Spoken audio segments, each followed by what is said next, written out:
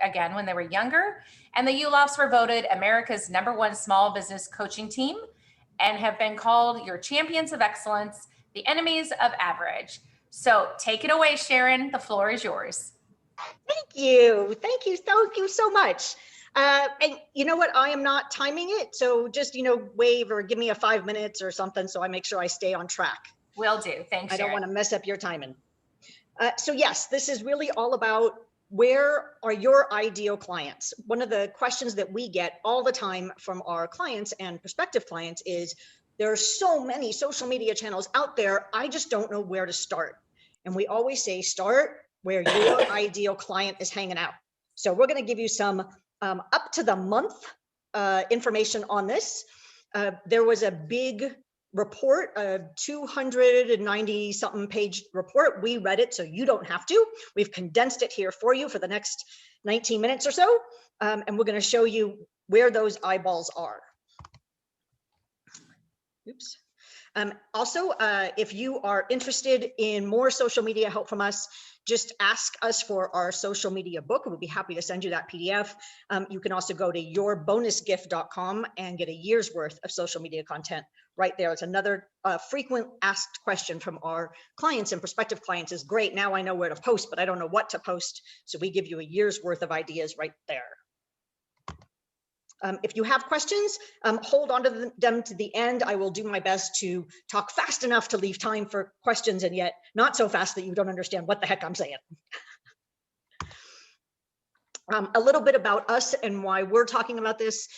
We were voted in 2017 America's #1 coaching team for small business owners because that's who we help. We speak on stages all across the US, of course, during this COVID time, all across the US, right here, usually from our studio, but Hank's using the studio this morning. We turn entrepreneurs into instantly profitable entrepreneurs.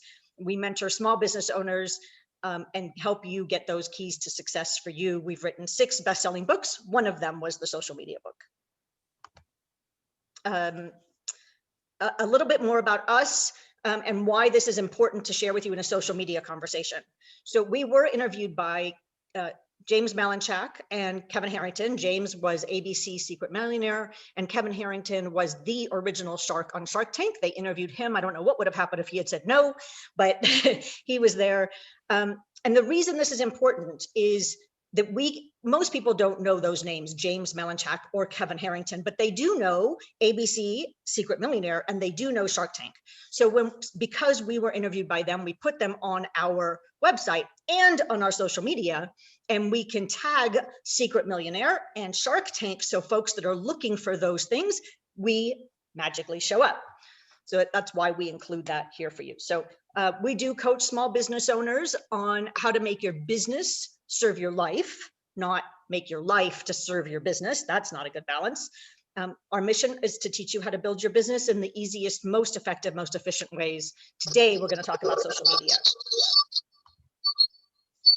Okay, so how did all this get started for us? We got tired of being told that we need to be on whatever the latest, greatest social media channel is, whatever that speaker was speaking to us about. I'm not going to talk about any one. I'm actually going to show you the breadth and where they are, the eyeballs, and why you should be paying attention. Are we having audio issues? I just muted a few people. I think that'll get rid of your feedback. Okay, all right, fine. Another question we get is, well, why do I even need to be on social media at all? Isn't my website enough? No. Folks these days will check you out, right? Gone are the days where Nancy will tell me to call Star and I just pick up the phone and call Star. Now I have to go check her out. I do look at her website, but I also look at social media. Why is she sending me to Star? Why is she not sending me to Jane Doe next door that claims to do exactly the same thing? So most, as you see from the stats below, I won't read them to you. Most folks are on social media. They do make buying decisions by checking you out on both your website and on social media. So website alone is not enough. Social media alone is not enough. They do work together. Social media, as I said, is not a silver bullet. It is not you can't forgo the website and only have social media. There isn't really any one tactic that is going to solve all of your marketing challenges. The more tactics that you can use, the more successful you will be, because if one fails, you have others to back them up, right? We've all seen that various social media channels have had outages at various times. If that's the only thing you're using, then you're panicking. If it's not the only thing, you're like, okay, well, that kind of sucks, but oh well, I have these other tactics as well. And social media is just a tactic. Why do people use social media? This is a really overwhelming slide, and I know it's kind of hard to see on a small screen, so don't worry about it. The main thing I wanted to point out is that the main reason that people go is for news and current events. It's not actually for business. So business shows up, right? General networking is way down here. It's down on the list, but you can see by the percentages, it's not that big of a jump. So it is important. It is not the only thing. How do you find them? How do you attract their attention? So social media is kind of like what used to be the Yellow Pages, right? Go big, be out front, make sure that you have the information that your ideal client is looking for. Post content that means something to them. They come to social media, and really any tactic, with what's in it for me, WIIFM, radio station, WIIFM, what's in it for me. So think about who's your ideal client, really picture them on the other side of your screen and make your posts relevant to them. Better content gets you more attention. We've probably all seen those posts. How come only 25 people are seeing my post? And then there are 50 comments. They're not, but you do need to post more attractive information, more things that will attract their attention, and post more frequently. You do need a business page as well as a personal profile. It all starts with a personal profile, but the personal profile is personal. I mean, it's public, but it's personal, right? 80% of the time you're posting things that have to do with you personally. 2 out of 10 times you're going to post something related to your business as a breadcrumb to draw them back to your business page, and because you're going to share it from your business page. Get involved with groups. They're on many platforms. There are groups, Facebook and LinkedIn, Alignable being the main ones. You don't necessarily need to start with starting your own. We would recommend that you join the groups where your ideal client is already hanging out, be of service to them, answer their questions. They will get to know who you are. At some point, it may be appropriate to start your own, but we would say don't start there if you've never participated in those groups. And video, yes, more and more video. The more video you can do, the more attractive it is, the more engagement you will get. So on every platform, more and more video. As I said, on your personal profile, right, 80-20, that 80-20 rule, Pareto's principle does come up. So do post 80% of the time, 8 out of 10 are personal, not drama, right? Just something that shows your humanness. And then 2 out of 10 posts are business from your business page. On your business page, it's flipped. 8 out of 10 posts are going to be business, right? I wrote this blog. I got this testimonial. I helped this client. I read this business related article.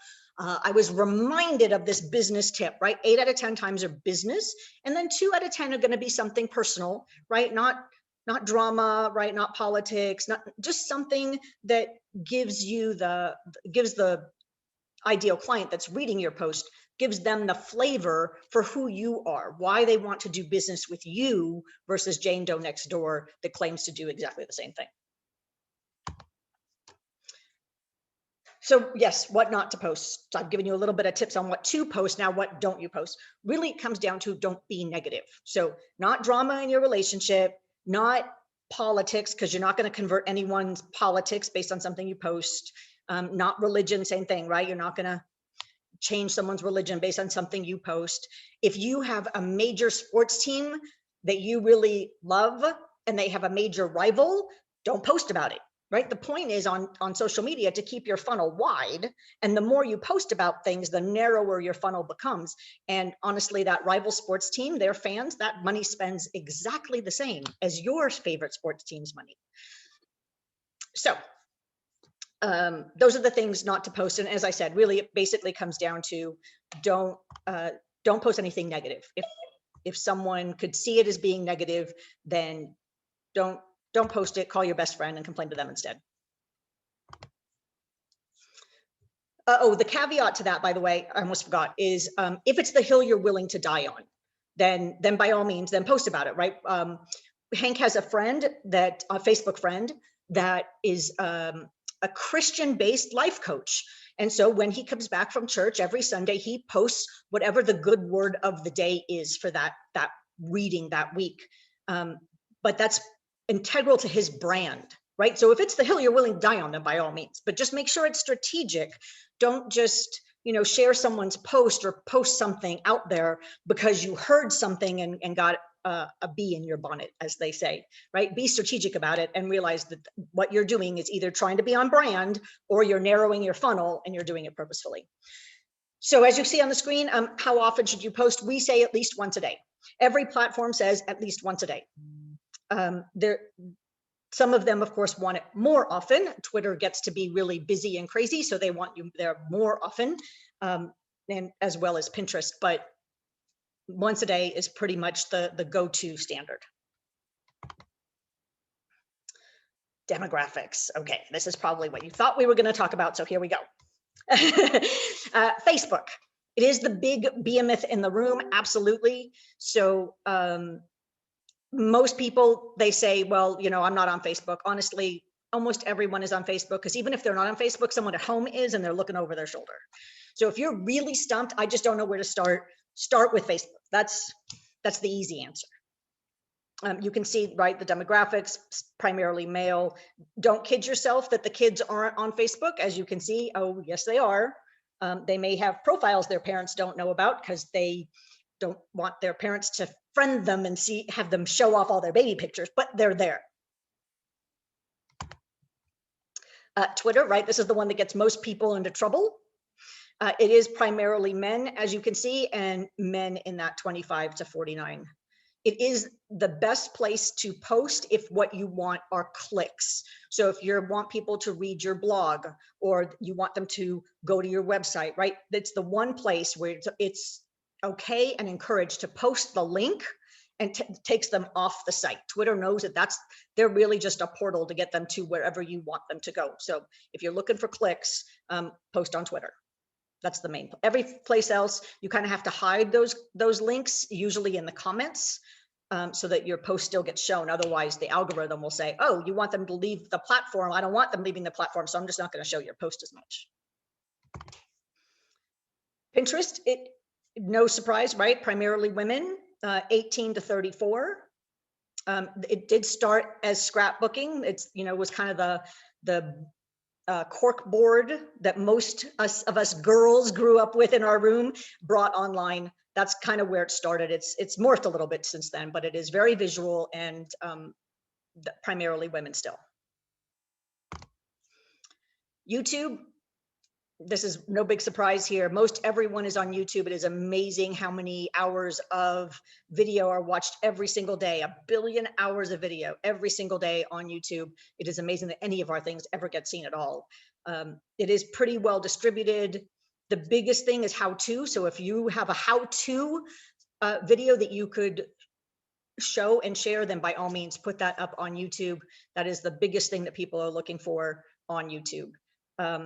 Make sure you back up. By the way, this is true for every channel. Make sure you back them up. They all have a way to back up. Just ask Google, how do I back up my YouTube channel, my Facebook page, whatever it is. It will tell you. So by all means, do back them up. Things happen. Platforms go away. We're renting space on these platforms. We don't own them, which is why we say it's not enough to have social media. You do need a website that you own, as long as you're paying your hosting fees. And just for fun, in case you're wondering, the most viewed YouTube videos of all time. I don't know if you have seen these. These are pretty. This is really the one I know the most. Hank went to go see what they were when he saw this list. I was not looking over his shoulder, but anyway, if you want to have some fun, those are the most viewed YouTube videos of all time. LinkedIn. Most of us grew up thinking LinkedIn was just a job posting platform. It's morphed. That's not actually true anymore. They do have that component, but it's not just that. It's really a professionals database. If you're looking for the head of GE, MGM, Coca-Cola, right? Any of those, they have a profile on LinkedIn, and they are probably managing it themselves. It is the one profile that they probably do not staff out. There are exceptions, but usually they are doing this on their own. So if you're looking for those, professionals, then by all means, you should be on LinkedIn. And most of us are looking for professionals because that's who has the disposable income to spend on our products or services, invest on our products or services. Reframe.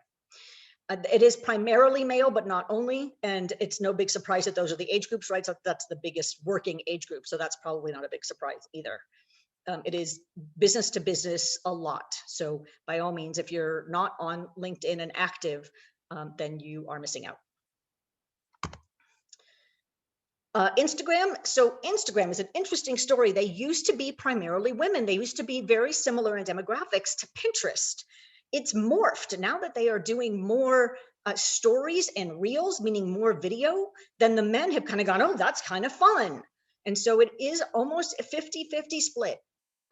So as long as you have something that's visual and engaging, then by all means, you should definitely have a presence on Instagram. It is visual, so just make sure that you use your visual modes for that.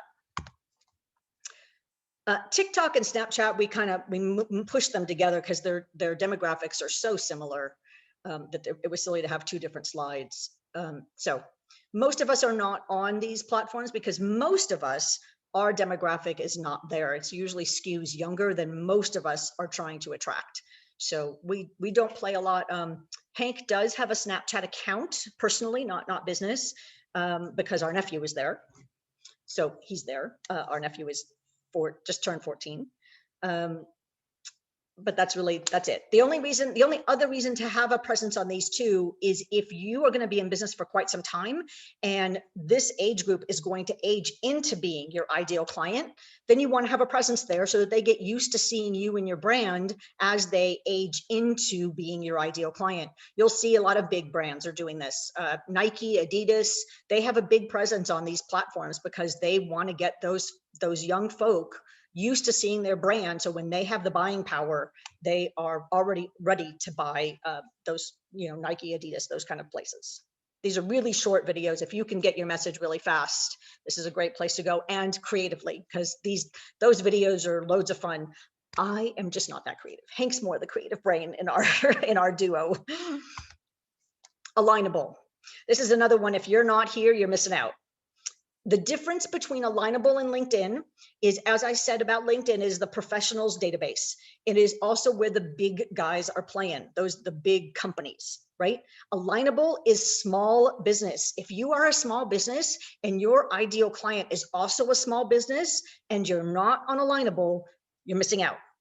Yes, it's smaller, right? It's much smaller than LinkedIn with only 6 million small business users. But that means that you get to be the big fish in the small pond while it's still in the size. I don't know how long it'll stay in the size. It is growing. The big draws for me about Alignable versus LinkedIn is, as I said, it's a smaller community, so you can be the big fish in a smaller pond. And also right now, the Alignable heads, there are 2 partners and then 2 folks underneath them that are really paying attention to the community. They really do see Alignable as a community. And they are paying attention. They are totally reachable.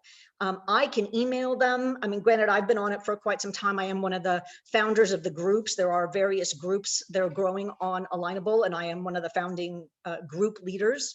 So they are, certainly paying attention to me, but they will pay attention to you as well. They certainly do have their white and right board. If you're having a challenge and you'd like to see a change, that's not going to happen right away, but they're paying attention. And if even just a handful of us raise that same issue, then they're on it. It raises where that priority is on the white and right board.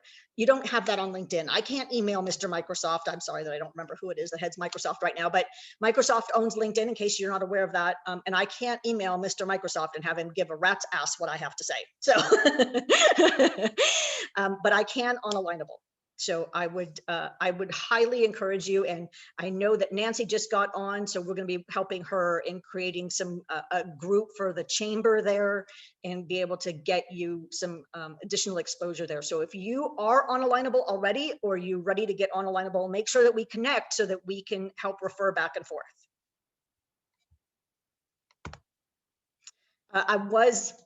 I was voted the small business in our local. So Alignable really did start as local to your community. And you'll see that when you go into Alignable and you look on the left-hand side, you'll see what your local group is. that you can join, that you magically join whenever you sign up. So it is primarily local. However, if you include your contacts, like most platforms, right, they want you to include your contacts so that they can say, oh, look, these people are already here. You should go connect with them. And those don't count against your connections. You only get so many connections that you get to make, because they want them to be real connections, not just, you know, friend everybody in the world. So they only give you so many connections per month, depending on whether it's a free account or. And if you're already connected to them, then they don't count against your connections. Clubhouse, if you don't know what Clubhouse is, it is audio only, very social. It's kind of like eavesdropping on some really big name conversations. What I mean, and it's only for Apple products. So if you have an iPhone or an iPad, you can get on Clubhouse. What I mean by big names is there are like Elon Musk holds a room, and you can go listen to what he's having to say. No charge. And if you have a question, raise your hand and he might even call on you. So there are a lot of really big names. If you want to talk more about Clubhouse, we can do that offline. We just got started. Sharon? Yes, ma'am. At your limit if you want time for questions. Okay, let me go really fast. Notice this is just people are on more than one platform. Here's a little bit of just a free offer for you, and I will put it in the chat when I'm done. We are doing our Small Business Breakthrough Bootcamp twice in March. If you want a free ticket, go to planyourmarketing.com. And if you're not available for that, there are other ways to reach out to us. You've probably seen these on the other slides. But that's all I got. Awesome. Thanks, Sharon. Oh my gosh, I learn so much from you every time. We have about enough time for 4 to 5 questions. If you guys want to, just unmute yourself, raise your little hand. Mark will start calling on you when it's your turn to talk, and you'll have to unmute yourself. Mark, are you back here? I think I saw a star with her hand. Yeah. Well, Mark, you're muted, hon. You want me to go? Yeah. No. It's not so much a question. I love everything that Sharon and Hank have to offer. I've done their boot camp. I highly recommend that you at least try the free one, and you'll get so many nuggets, and then go for the big one, because it's a lot of amazing stuff. So I'm all in. Awesome. Thank you. Thank you. Mark, if you're talking to us, you're muted. Yes, I'm dizzy. Andreas, I'm dizzy. You're sideways. You're completely sideways. Straighten yourself out, will you please? Thanks. All right, Claudia. There you go, Andreas. Good job. Claudia. Hi. Good morning, guys. So my question is, I do have an alignable account, and it's a free one. Good. Would you recommend getting one where you like a subscription? Do you think you would get more out of it with a subscription, or do you think a free one would be sufficient? It depends on primarily the contacts.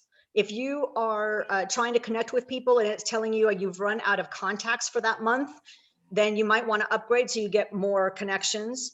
If that's not an issue for you, then you don't need to. They give you some other opportunities besides just the monthly, like you can sponsor the newsletter that goes out to your community. So that's additional dollars beyond the monthly subscription. The monthly subscription really has more to do with connections and how many connections you want to make in a month. Gotcha. Thank you. You're welcome. And Sandy. Great presentation, Sharon. Thank Yeah, you. the boot camp. You guys, if you go to the boot camp, you will really learn a lot. I post a lot of Rotary and community stuff. Do you have a feeling on whether or not actual business posts, meaning articles about business, versus community stuff, if one has more effect than the other? It really all depends on your audience. I would look at your posts. If you're getting engagement, if you're getting comments, likes, shares, then great, keep doing it. If you're not, if you've got crickets, or crickets make more noise, then it's time to switch things up. Thank you. Oh, myself. I have a question. Yes, sir. Hey, Sharon. So I tried Facebook a couple times, the boost and everything, the ads. I got like almost nothing on that thing. how do you feel about the Facebook ads and stuff? Is it good? Is there a chance? You just maybe I'm not doing it right. What do you think on that? So there's a difference between the ads and a boost. They are part of the same platform, but the boost just tries to make it easier on you rather than going through all of the things that it really takes to make an ad successful. A boost, typically, your mileage may vary, so it is all about testing, but typically a boost just gets you more engagement, not necessarily conversion. So if you're trying to get them to buy your masks, Mark, you probably won't get that through a boost post. As for the ads, what we tell you to do on Facebook is start small. And what do I mean by small? I would say $5 or $10 a day. Run the ad for 3 days. If you get the result you want, whether that's mask sales, whatever it is that you're trying to get them to do, if it's working for you, and working means you're getting 3 times the result of what you're spending. So if you're spending $10 a day and you're getting $30 a day back, then keep doing that. Right? You could do that every day that ends in Y. Yeah, if you're not, then pause your ad, change something, one thing, the headline, the image, the description, the audience, and run it again for 3 days. Again, if it works, great, you can up it. If it doesn't, pause, change one more thing. You only change one thing at a time so that when it works, you know what it was, the variable that changed. Great info. Thank you. You're welcome. A couple more questions. Bonnie, baby. I just want to also recommend Sharon and Hank. I've done it twice, and each time I learned something new, and that I definitely implemented it into my program with Sylvan when I was there. So I just want to say thank you. It's great. Everyone should do it. Try it. Thank you. Excellent. Anybody? Last question? Anybody else? All right. Those of you that have been to boot camp before, you'll see that we've morphed it for this online version. So it's only 3 hours a day. In person, we do 3 full days, but online, we can't do that. We're not going to ask you to do it. So 3 hours a day, 9 to noon, Thursday, Friday, Saturday. So let's hear it for Sharon. And Hank wasn't there, but that's okay. Sharon was terrific. And I definitely have to say, if you are confused on how to do any of these social media formats, sign up with Shank and Harry. Why do I always do that?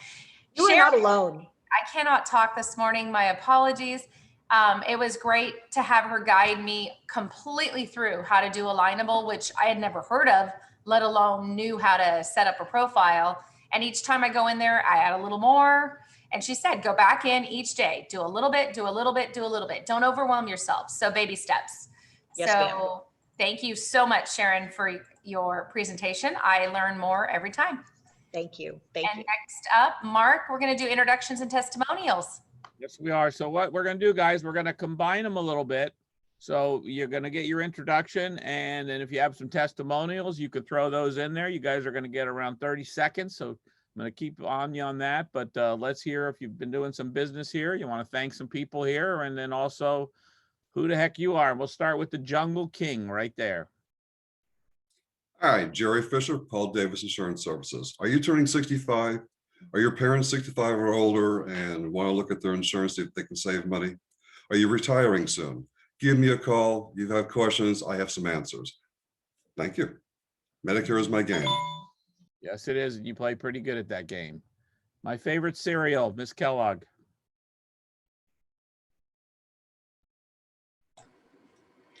Hi, everyone. Good morning. If you're in business, you need to clearly communicate the incredible value you offer. I help you nail down a powerful and compelling message that speaks to your audience. I free you from the burden of creating your own marketing communications. So remember, Robin Kellogg is your writing resource. I want to thank everyone who supported me over the past 3 years and everyone I'm working with now. Thank you. Excellent. Darren. Really? Yeah. You guys didn't hear enough from me? Please, we really do invite you to come to boot camp. And if for some reason you can't make it to boot camp, then at least go to free marketing consultation. Let us give you 30 minutes, free, no obligation, happy to help you in any way we can. We really do start every call with how can we best help you today? Thank you again for giving us everything you gave us. And then Mr. Harvey.